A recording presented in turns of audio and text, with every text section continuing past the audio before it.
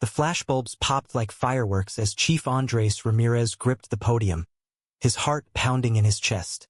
"I've called this press conference today because it's time I told the truth," he said, his voice steady despite the tremor in his hands. "I am gay." The room erupted not in boos or gasps of horror, but in a wave of applause that left him stunned. Reporters shouted questions, cameras zoomed in, and in the back a few city council members stood up clapping. But that was only the beginning of the chaos that would upend his life and force him to confront everything he thought he knew about love, duty, and who he really was. Andres had been chief of police in Riverside, Colorado, for 5 years. The town sat nestled against the foothills, small enough that everyone knew your name, yet large enough to hide secrets if you were careful. He had built his reputation on fairness and strength, never letting anyone see the man behind the badge who wrestled every single day with the truth he carried. Elias had been his anchor for 3 years, the high school counselor who understood the weight of hidden truths better than most. They had met at a charity run for youth mental health, bonded over late-night talks about justice and compassion, and fallen in love in the quiet moments away from prying eyes. Keeping it secret had taken its toll. Elias wanted more, wanted to walk hand in hand downtown, to be recognized as a couple at school events and holiday parties. Andres always said the timing wasn't right, that the job demanded sacrifice. The decision to come out had crystallized after a particularly brutal case involving a 17-year-old gay teen who had attempted suicide following relentless bullying. The boy's empty eyes in the hospital bed had mirrored the fear Andres had buried for decades. He couldn't stand by anymore. The night before the press conference he had told Elias he was going public, but he hadn't shared the exact timing or the scale. "I'm doing this for us, for kids like that," he had whispered in their small apartment on the edge of town. Elias had nodded, yet his eyes showed doubt. Now, as the applause rolled on, Andres wondered if he had made the right choice. Back home that evening, Elias waited on the worn leather couch, remote still in hand from watching the live feed. "You didn't even warn me it was today," he said, voice tight with hurt. "I watched it on the news like everyone else. How do you think that feels?" Andres pulled him into a hug, but the embrace felt strained for the first time in years. "I was scared you'd talk me out of it. This is bigger than us." The argument stretched late into the night, peeling back layers of resentment that secrecy had quietly built. Elias accused him of putting the badge before their future. Andres defended that the badge was part of who he was, that protecting the town meant protecting people like them. By morning, the support from the city had already begun. The mayor's office released a statement praising Andres's courage and reaffirming Riverside's commitment to inclusivity. Social media flooded with messages from residents, teachers, shop owners, even parents who had once complained about traffic tickets. Some officers sent private texts of solidarity, though a few stayed silent. Deputy Chief Mark Thompson, his closest friend on the force for 8 years, avoided eye contact during the morning briefing. "I don't care who you love, Chief," Mark muttered later in the hallway, "but this is going to change things around here." Then came the call from his mother in Florida. "Andres, how could you do this to the family?" Her voice cracked with the same disappointment he had heard when he chose police academy over the family construction business. His father had passed away 2 years earlier without ever knowing, and now the weight of that silence pressed harder. Andres hung up feeling smaller than the uniform he wore. He spent the rest of the day fielding interviews, trying to stay professional while his private life became public property. He thought about every sacrifice that had brought him here, the missed holidays, the lonely nights, all to prove he was worthy of the badge. Now it felt like the ground beneath him was shifting. By evening he was exhausted, yet a small part of him felt lighter than it had in years. He had no idea this was only the first step in a journey that would test every relationship he held dear and force him to decide what kind of man he truly wanted to become. The following week, the town's support grew louder. Rainbow flags appeared in storefront windows along Main Street. The high school principal invited Andres to speak at an assembly on bullying. Elias watched from the back row, arms crossed, pride and pain warring on his face. After the speech, they walked to the parking lot in silence. "You were amazing up there," Elias finally said. But I still feel like I lost my partner to the spotlight. Andres reached for his hand, then stopped, remembering they were still in public. The small gesture spoke volumes. At the station, the atmosphere had changed too. Some officers joked awkwardly. Others asked genuine questions. Mark pulled Andres aside after roll call. Look, I've got your back. But the guys are nervous about how this affects morale. We've got a big drug bust coming up. Don't let personal stuff cloud your judgment. Andres nodded, but the words stung. He had always prided himself on separating personal and professional. Yet now the line blurred everywhere he looked. That night Elias cooked dinner, their usual ritual of chicken tacos and cold beer, but conversation stayed surface level. My mother wants to visit next month, Andres said, testing the water. Elias set his fork down. To lecture you or to meet me? The question hung between them, heavy with everything still unsaid.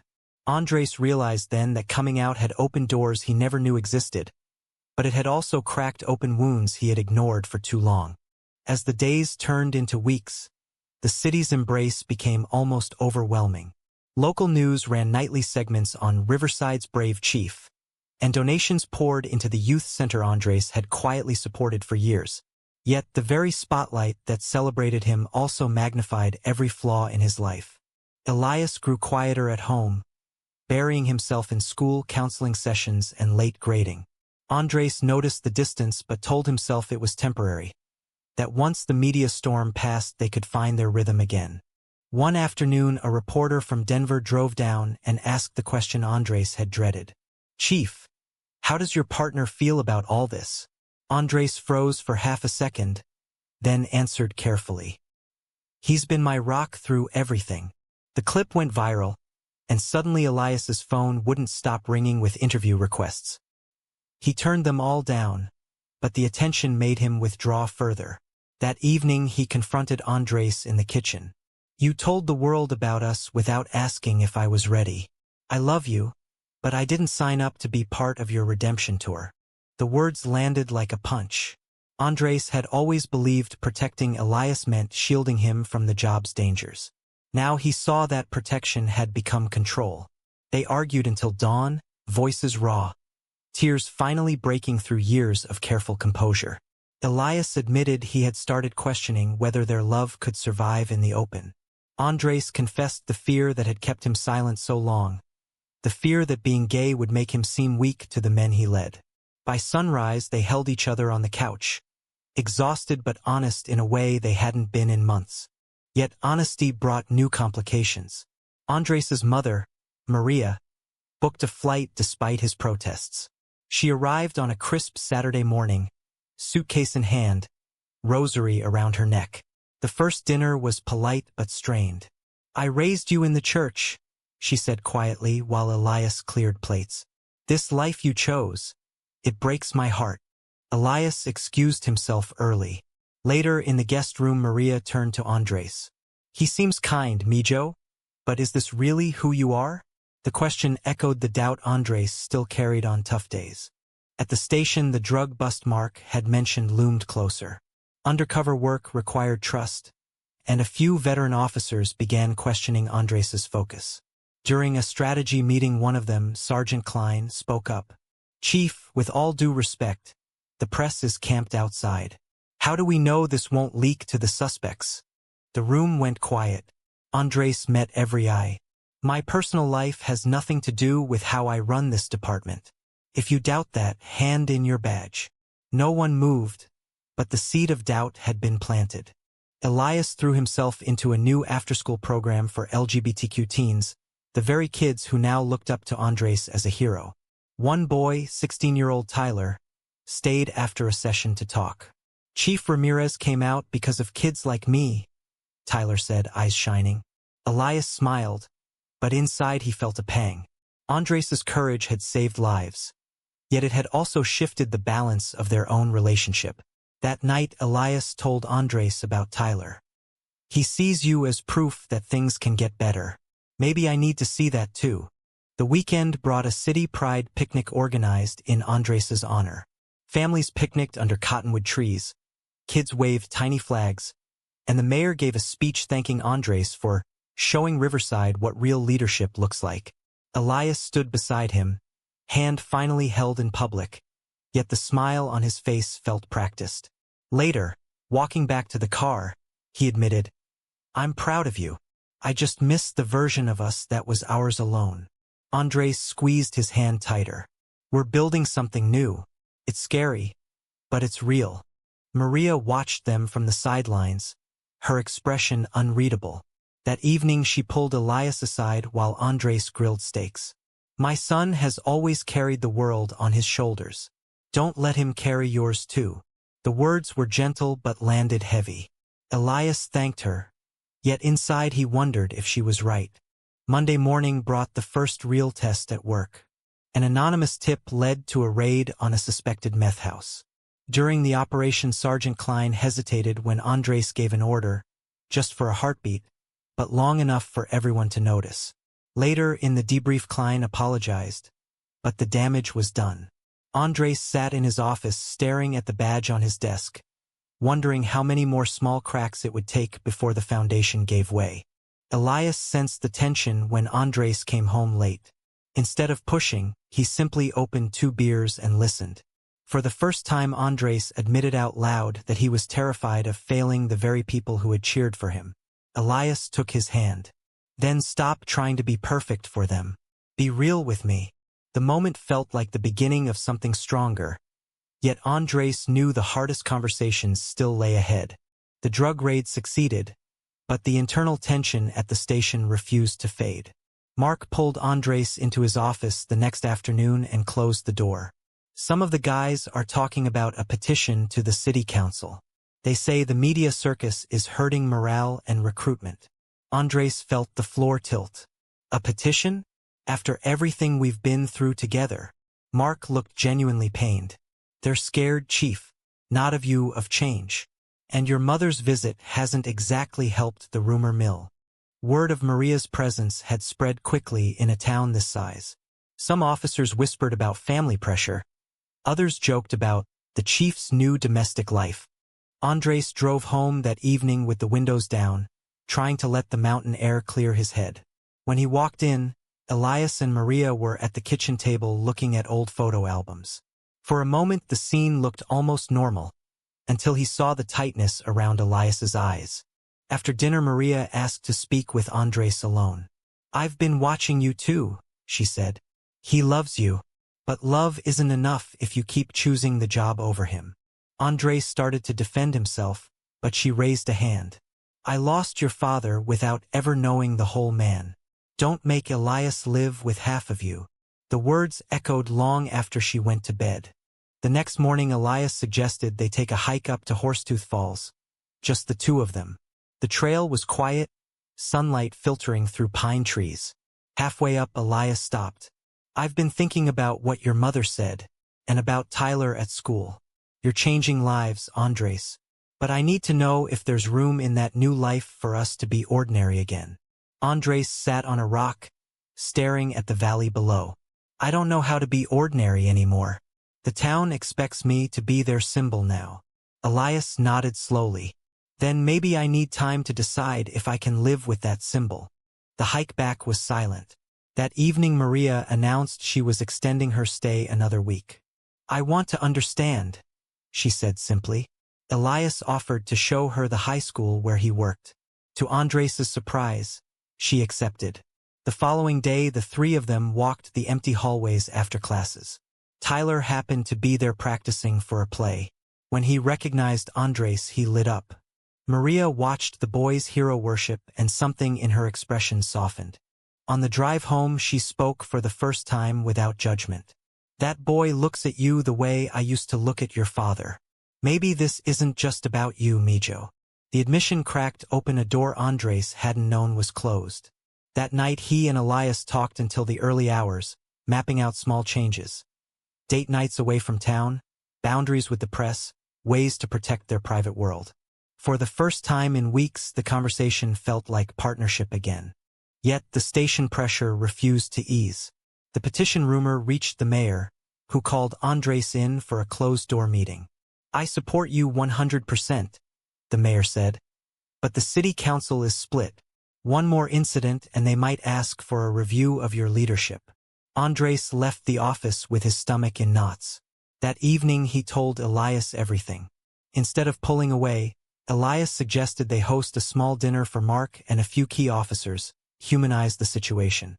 Andres hesitated but agreed. The dinner was awkward at first. Mark brought his wife, who immediately bonded with Elias over teaching stories. By dessert, the conversation had shifted from policy to personal. Mark admitted his own son had come out the year before and he had struggled with it privately. "Seeing you stand up made me realize I still had work to do," he told Andres. The admission lifted a weight neither man had acknowledged. When the guests left, Elias turned to Andres with a tired smile. "See? Not everyone needs a symbol. Some just need a friend." Maria left the next weekend, hugging Elias tightly at the airport. "Take care of my son," she whispered, "and let him take care of you." On the drive back, Andres felt something shift inside him. A quiet certainty that he could balance the man the town needed with the partner Elias deserved. But balance is fragile. 2 days later, a local blogger published an anonymous letter claiming Andres had used department resources to hide his relationship. The accusation was false, yet it spread like wildfire. Reporters camped outside the station again. Elias received concerned texts from colleagues. Andres called an emergency press conference to deny the claims, but the damage to trust had already begun. That night he sat on the porch, head in hands. Elias joined him, silent for a long time. "Whatever happens," he finally said, "we face it together. No more half-truths." Andres reached for his hand and held on as if letting go would mean losing everything. The false accusation triggered an internal affairs review that dragged on for 3 weeks. Andres spent his days answering questions about every expense, every off-duty hour, while the town that had cheered him now divided into camps. Some defended him fiercely. Others whispered that the spotlight had gone to his head.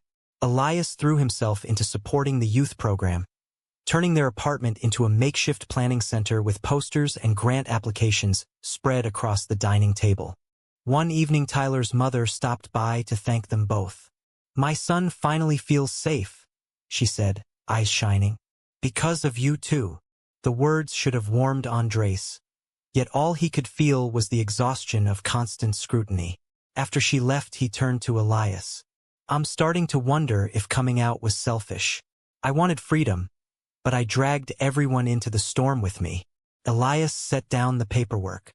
Freedom was never going to be clean. The question is whether we're strong enough to walk through it. The internal review cleared Andres completely, but the process left scars. Mark organized a small celebration at the station, yet the mood remained subdued. Sergeant Klein approached Andres afterward. "I was wrong to doubt you, Chief. Won't happen again." The apology felt genuine, but Andres realized trust once questioned took time to rebuild.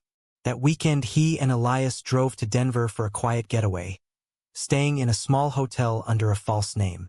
They walked hand in hand through City Park without anyone recognizing them, and for 2 days they remembered what ordinary felt like. Returning home brought reality crashing back. Maria called from Florida.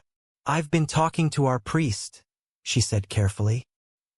"He wants to meet you both when I visit again." Andres laughed despite himself. "Mom, one miracle at a time." But the call planted a seed of hope that even the family he had feared losing might still find a way forward. At school, Elias faced his own challenges. A group of conservative parents complained about the new support group, claiming it promoted an agenda. The principal stood firm, citing Andres's public stance as proof the district valued inclusion. Elias found himself in the strange position of being both celebrated and resented because of his relationship with the chief. One afternoon, after a tense parent meeting, he came home and collapsed on the couch. "I never wanted to be the poster couple," he admitted. Andres knelt beside him. "Then let's stop being posters. Let's just be us." They started small. Sunday morning coffee runs where they sat outside the cafe instead of taking it to go. A movie night at the local theater where they held hands in the dark. Each public step felt terrifying and liberating at once. The town noticed, and slowly the whispers turned to smiles. Even the local bakery began offering rainbow cookies in honor of our chief. Yet not every battle was won.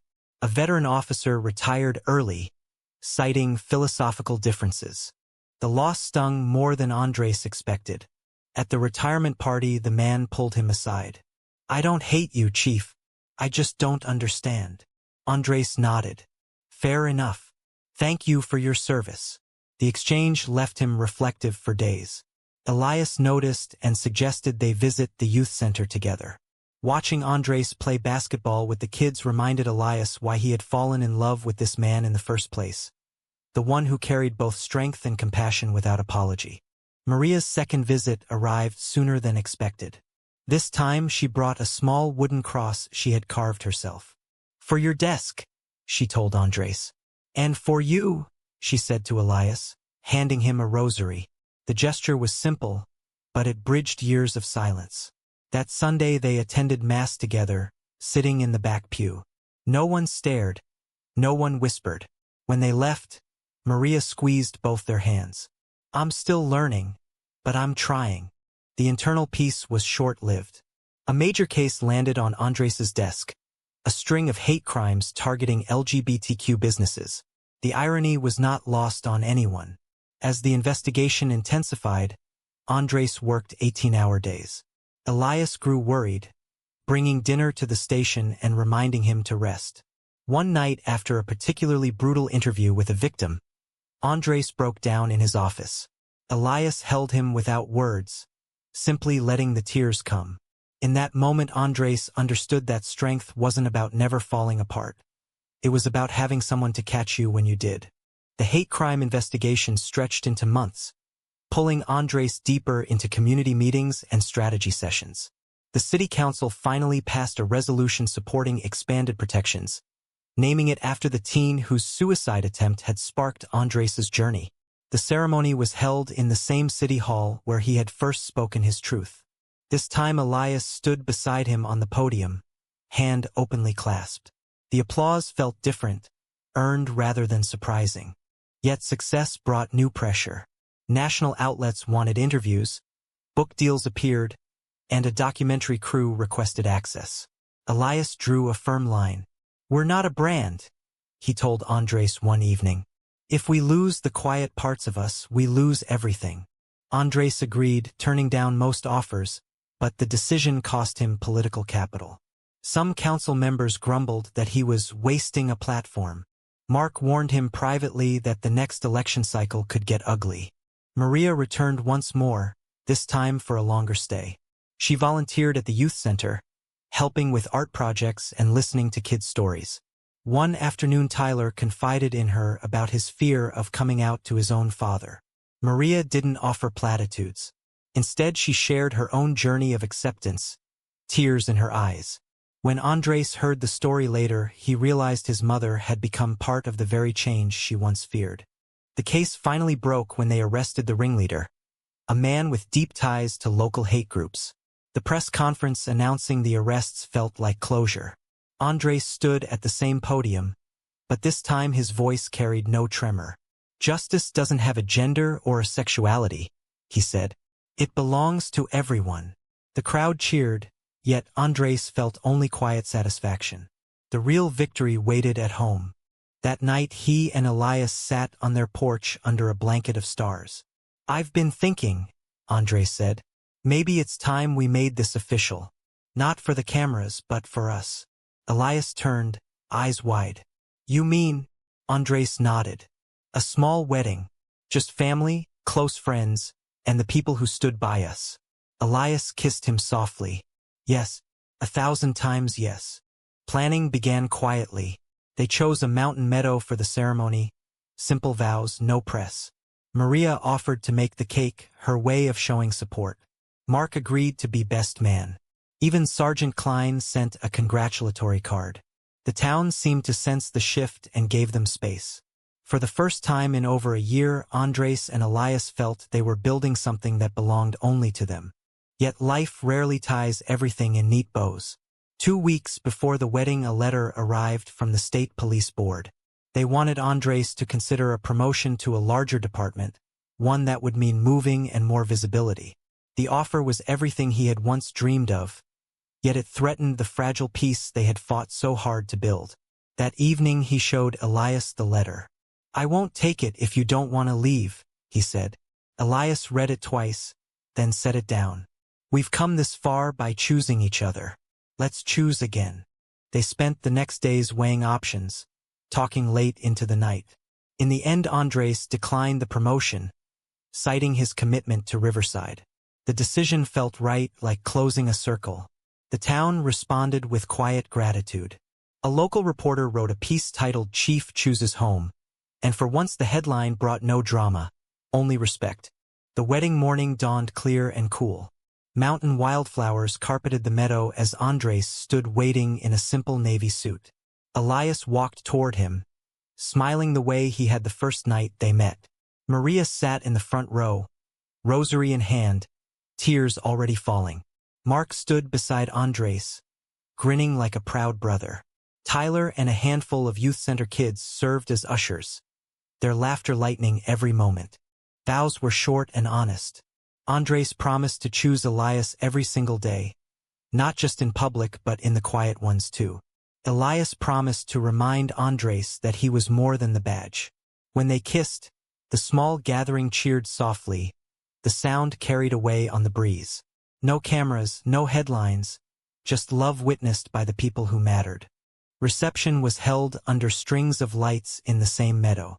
Maria danced with Elias, whispering something that made him laugh. Mark raised a toast to the best damn chief and the man who keeps him human. Andres watched it all, heart full in a way he had never known possible. The journey that began with a single shocking sentence at a podium had led here, to a life where he no longer had to hide any part of himself. Months later, the youth center named a new wing after the couple. Andres and Elias cut the ribbon together, hands joined. Tyler, now college-bound, gave a speech thanking them for showing him it was possible to be both proud and loved. That evening, back in their apartment, Elias turned to Andres. "We did it. We built something real." Andres pulled him close. "We're just getting started." Life continued with its ordinary miracles. Shared groceries, weekend hikes, arguments over whose turn it was to do dishes. The town moved on, but the quiet support remained. Maria visited regularly, now calling Elias her son without hesitation. The station ran smoother than ever, trust rebuilt through actions rather than speeches. Andres still wore the badge with pride, but he wore his love with equal honor. Looking back, he realized the greatest growth hadn't come from the applause or the backlash. It had come from the hard, honest conversations, the moments of doubt, the choices to stay and fight for what mattered. Elias had been right all along. Freedom wasn't clean, but it was worth every scar. True or false? Coming out publicly always strengthens the relationships that matter most.